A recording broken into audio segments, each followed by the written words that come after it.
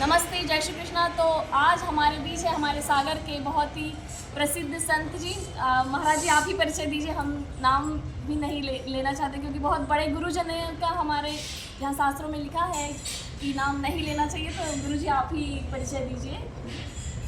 अनंत श्री विभूषित ब्रह्मलीन प्रातः स्मरणीय परम वंदनीय गुरुदेव भगवान दद्दा जी महाराज की कृपा से है। हमारा नाम केशवगिरी महाराज और दादा धुनी वालों की कृपा से साकार कर।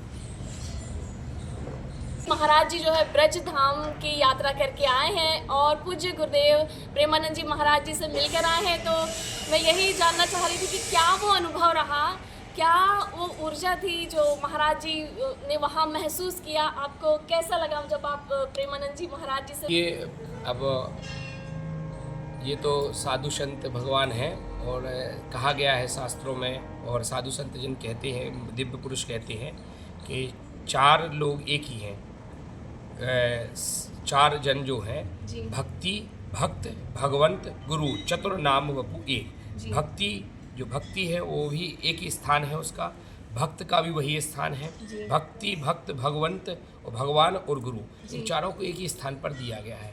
तो इसी का चरितार्थ करते हुए हमको भगवान की कृपा से ऐसा हुआ कि हमारा कार्यक्रम था श्री शिव महापुराण का ऊना डिस्ट्रिक्ट में, हिमाचल प्रदेश, हिमाचल में। हाँ, तो वहाँ से फिर हम वापस आए। तो उसी समय पूज्य महाराज जी से हमारी बात हुई, अवधेशानंद गिरी जी महाराज जी से।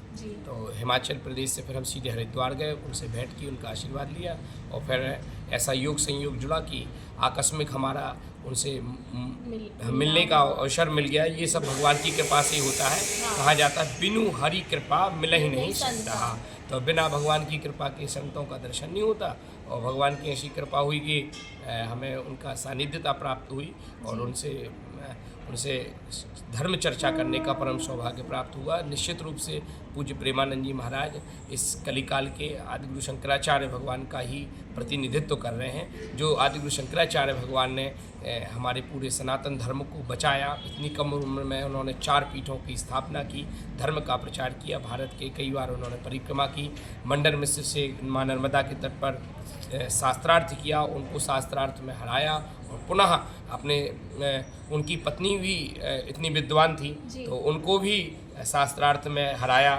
और कहने का तात्पर्य यह है कि आदिगुरु शंकराचार्य भगवान ने जो धर्म की ध्वजा को स्थापित किया पूरे भारत भूमि की पावन वसुंधरा में, और ये तो धर्म की ध्वजा को आदिगुरु शंकराचार्य भगवान ने स्थापित किया, लेकिन वही काम छोटे बच्चों से लेकर के, वृद्धों से लेकर के, बुजुर्गों से लेकर के पूरे सनातन धर्म प्रेमियों के हृदय में जो धर्म की ध्वजा को स्थापित किया है वो पूज्य प्रेमानंद जी महाराज जी करें। बहुत बहुत धन्यवाद महाराज जी, जो हमें आपने अपने अनुभव बताए और इतना अच्छा हमें इन जो ज्ञान है इससे हमें अवगत कराया।